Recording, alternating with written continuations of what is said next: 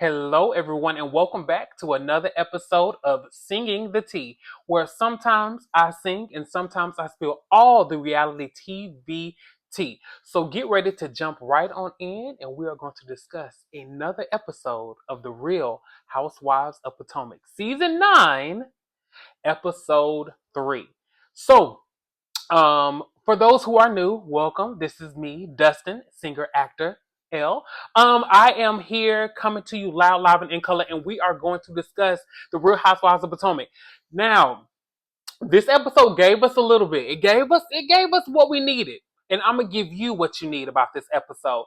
I don't know about y'all, but I felt like this episode was long. It's weird. Like it started off really good, and then it just kind of like coasted, and then it like went back good, coasted. It was a little bit long. So if I have to rate this episode, 7.58. It wasn't bad. It was good, but 8. I'll give it an 8. I would give it an 8. That's what I would give it. I would give it an 8 if I have to rate it. Now, with this episode, y'all, I think this is our first episode of us getting the Real Housewives intros with the taglines. And for me, my favorite tagline, and that's a mic. Sorry, I just realized I covered it. My favorite tagline, I would say, it was Kay's, Kiana. Kiana's tagline was my favorite. If I have to choose, she's my favorite tagline right now. I don't remember what it was, but she was my favorite. I think Karen's is the same as last season. I think. But overall, it was good. Their intros look good. Like everyone looks really, really on point. The girls look good. Now, this episode picked up right where we left off with the Gizelle kicking all the girls out. Gizelle said, no, y'all got here at 8:03. Y'all should have been here before 8. You should have been here earlier, whatever. That's Giselle's opinion.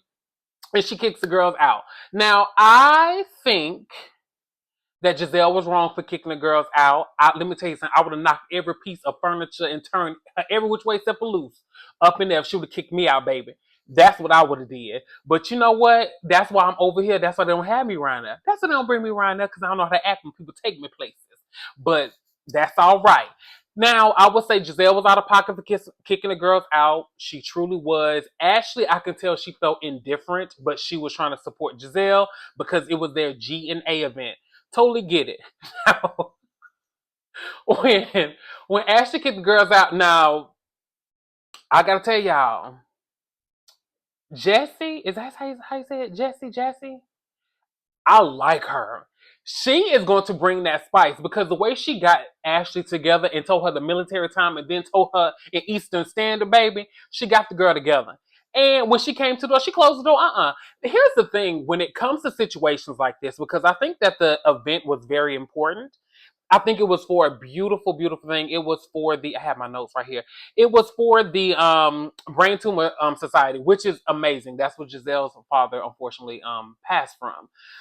I feel like if I was in that organization and it was an event that I was part of, I would be disrespected by one, you kicking these girls out, and then you making a mockery of it by that. Oh, if you want to donate, here you go. Don't do that. If you know that these women are here, let them be here, let them participate, and let them donate. Because what I would have done was, okay, you know what, you're late. I want at least $1,000 for each one of y'all. Since y'all want to be late and you want to disrespect my father's legacy, you want to disrespect these people who put this event together, you want to disrespect G&A, put your money where your mouth is. You give me 25,000 and I'll match it with 25. No, that's Nene League. See, girls ain't there yet. But I would have done something like that. Match me. Put your money where your mouth is. Give me the money. You know what? You want to say that you support me? Give me the money. I'm not gonna kick you out, but you're gonna pay up. Now that's what I would have done. Now when they was in the sprinter and Mia said, I don't want to sit down and have no tea, no coffee, I don't want to help her paint. And then when she was like, with that Willy Wonka furniture, y'all, when I tell you the way I hollered, baby, I hollered. When she said that Willy Wonka furniture, baby, that took me out. Took me out. But Ashley in the post-op titties was messy. They look good, but she was real, real, real messy. But I do feel like they made a mockery of the event. Now, after that, it seems like everybody transitioned. Stacey had an event at her house, and she invited Jassy, Ashley, and Jessie. I don't know why I can't say her name. She invited those ladies over to her house because her daughter and soon to be ex husband were at a birthday party. Now, one, Stacy, for her to be a newbie, I think the way that they have her position is actually really good. Like she doesn't feel new. It honestly feels like she's been here for a while. The way that they're introducing Stacy, so that's really really nice for her to be new and be cultivating these events like that.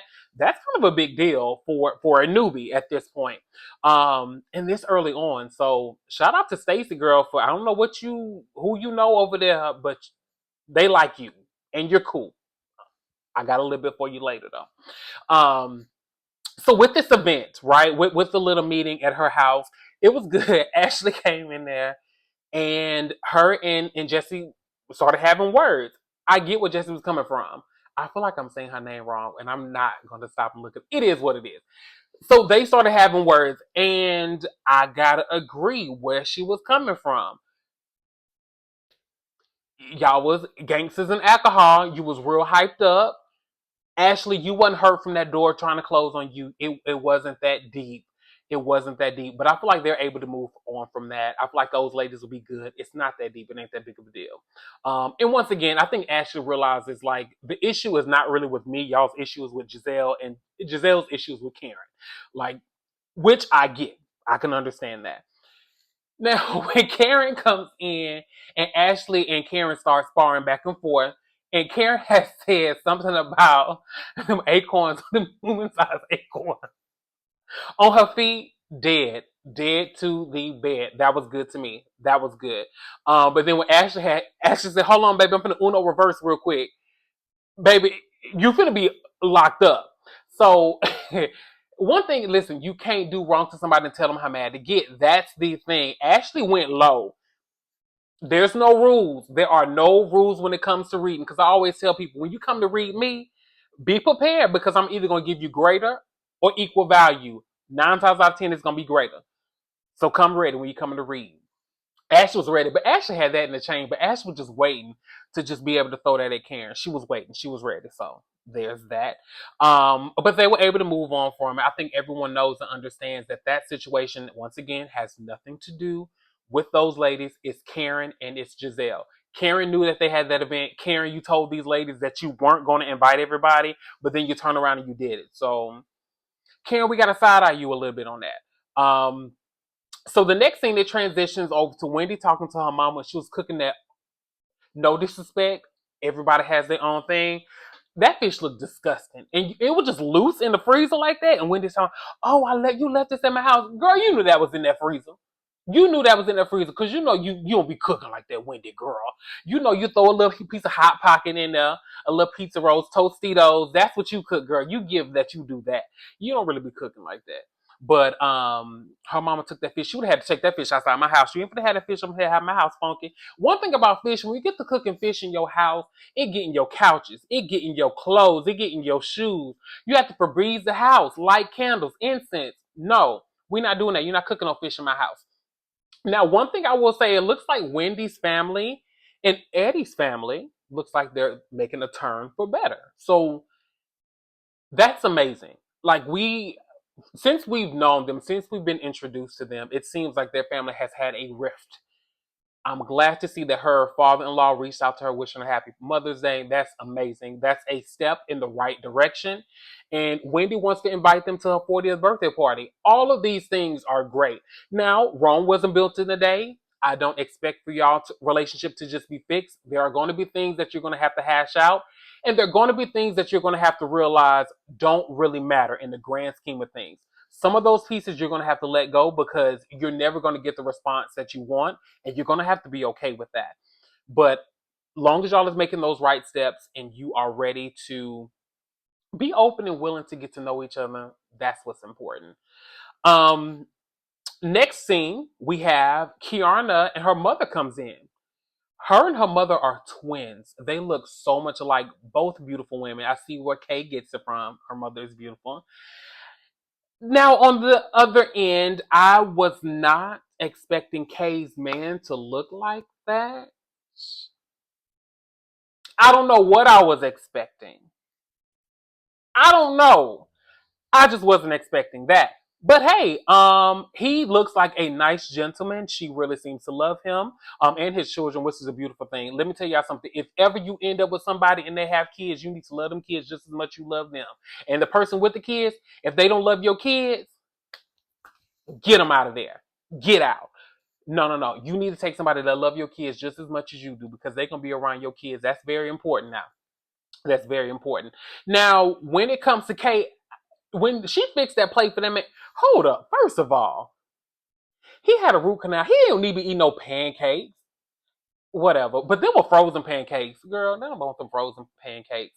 But I really enjoyed the conversation between Kay and her mom regarding wanting to get married. And she says she's not really chasing the ring. Now, I would say this. Why buy the cow where you can get the milk for free? Now, I'm not married. If I do get married, cool. Who's to say it might happen? But I will say this, Kay, if you want that ring, start saying that you do want it. Like if it's something that you truly do want. Now, if it's something that you don't care about, continue to move how you're moving. But if it is something that you do want in the future, not saying that you have to do it right now, and I'm not saying pressure him to marry you, not saying that at all, but also state demands and don't lose who you are because if getting married is something that is important to you, make sure that he understands the severity and what it means to you, girl. That's all I'm saying, mama. I ain't no expert. I'm not Dr. Heavenly. Listen, I'm just telling you a little something, girl. All right, now Giselle bring us over here to her ugly ass house. House just ugly. Yeah, it's a lot of Giselle house. You know how you can go to the store like them trailer places and you can buy like the little like trailer or whatever to put in your backyard storage unit. That's what her entrance looks like. It looks like she said, "Give me this storage unit, but just blow the front and back of it out and just line it up and hot glue it to the front of my house." That's what Giselle shit look like. It is not cute. Giselle's house is ugly. It really, really is. I think it started off really nice, but it looks like four different houses crammed into one, and it's not cute. But it matches Giselle's like aesthetic. Going to Wendy's and Willy Wonka. It's giving real Willy Wonka. It's giving Willy Wonka in the Giselle factory. That's what it is giving. Now, Giselle is real loyal to her hairstylist. Great. Loyalty is a good thing. One thing we know about Giselle, Giselle is loyal to herself. She is loyal to Robin, and she is loyal to her hairstylist.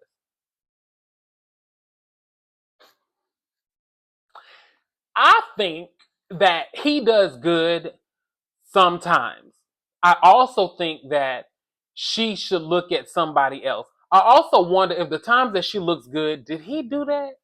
Now I will say he did the daughter's hair, they look great. They look beautiful. They did a great, great, great job. One thing you cannot take away from Giselle was two things. One, her beauty. Can't take it away from her. And two, the fact that she's a good mother. Giselle looks like she's an amazing mother, and the proof is in the pudding from her daughters. Like her and Jamal are doing a great job raising those children with co-parenting. I love the conversation with the girls and like, hey, well, Angel and Grace. I can't remember which one it was, but one of them was like, "Hey, I want to be out till 2 in the morning." The other one was like, "Listen, my social battery is out by 11:30." So they compromise. Y'all be in by 12:30. So I really enjoyed that. The girls look beautiful. And they bring up Jamal having a girlfriend. Actually, I think Jamal is engaged now. I think that's his new fiance. Which shout out to Jamal. I don't.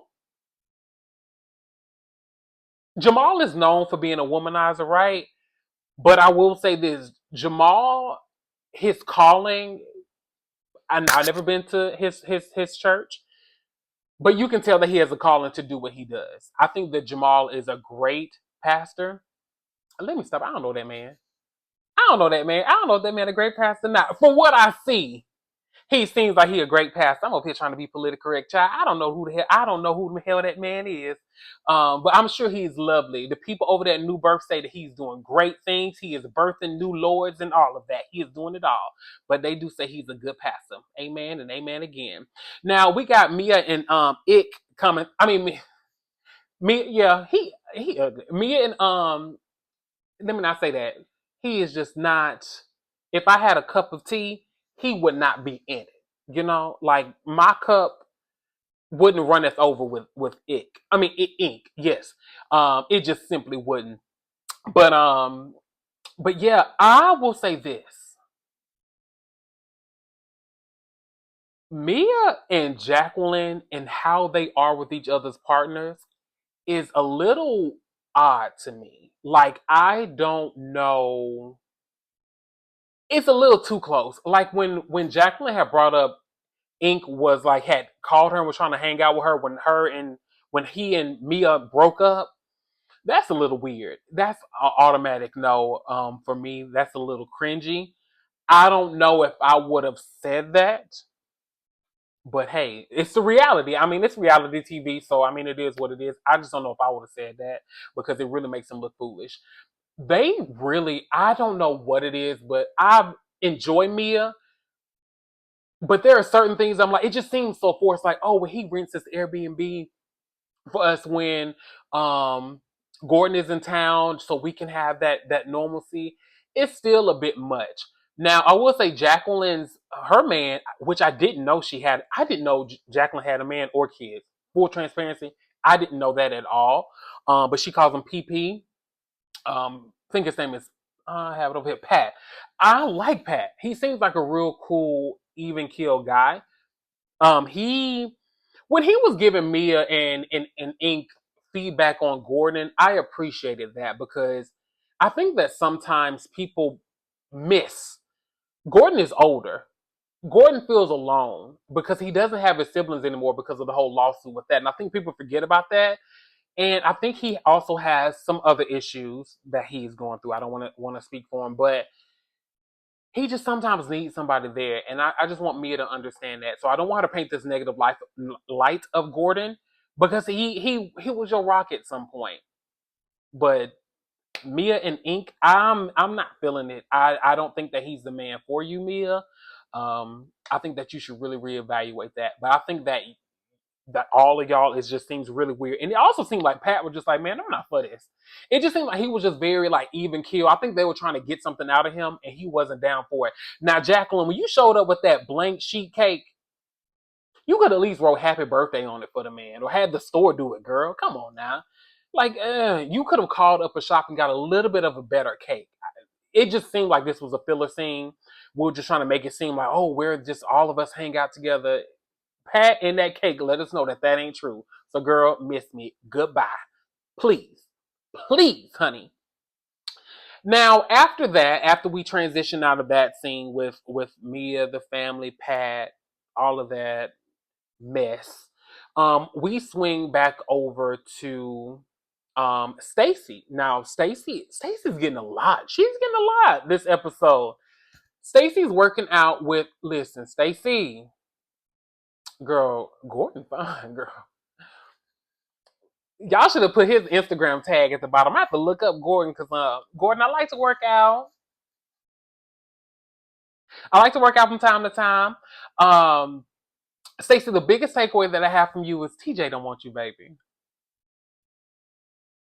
No, baby. He don't want you. He doesn't want you.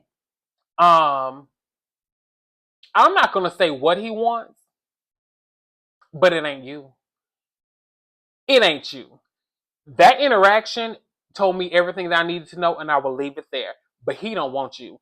And I will say this, Stacey, don't let no man make you look a fool on TV. I don't care what he tells you on the side. That man is making you look stupid on TV. You are too beautiful. You are too talented. You are too smart. Girl, please. Girl, he was an extra on the Parkers. He was an extra on the Parkers, girl. Don't you let no extra. Don't you let no extra come on your show and make you feel, girl, don't you Stacey, you better than me. Because I would have aired it out up in there, but he talking about K. What's the level that you want to sleep with me? K. What that mean? Zero. I beg your pardon. Now you TJ, you better dip back. You better think about that again. Now I would have got TJ together. Who he think he is?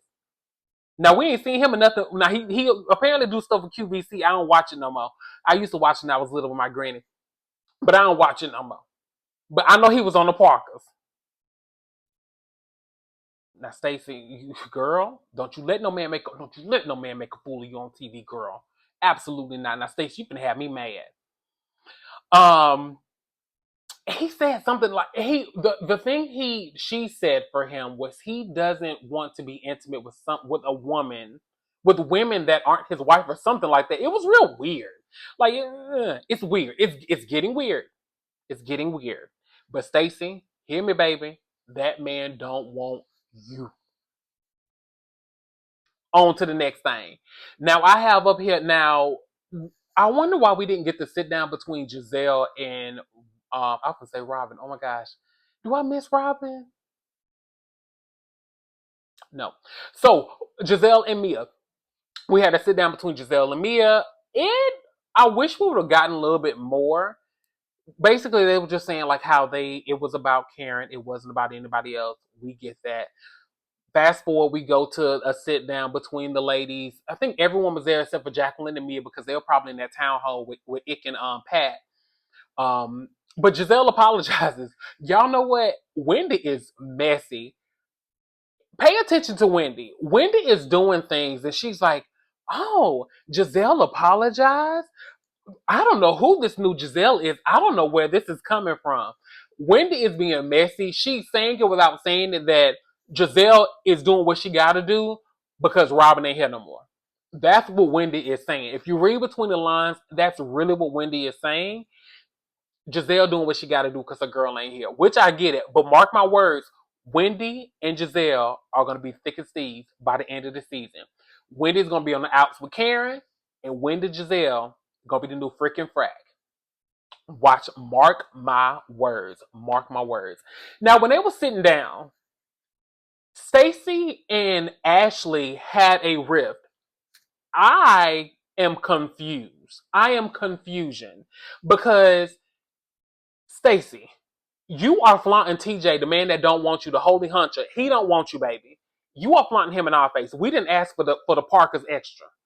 You keep bringing him around us. We're not asking for this. You brought him around Ashley. You brought him up to Ashley. I really don't think Ashley was messy. Ashley was just like, girl, she got a man. Ashley was actually hyping you up. You got a man. You ain't worried about your ex. But it's weird that you took that stance with Ashley as if she was doing something shady or doing something rude or doing something. She wasn't doing anything. But my thing is, you bring him up often. He's on the show. Talk about it. Like you said, we trying to protect your child, but you brought him on the show. I can see if he was just a figment of our imagination and we never saw the man, like Phaedra's dude from Married to Medicine. I think I want to do a little snippet on their um preview because it looks good. Married to Medicine looks good, baby. But yeah, Stacey, you doing too much. Calm down. It ain't that deep. Something else.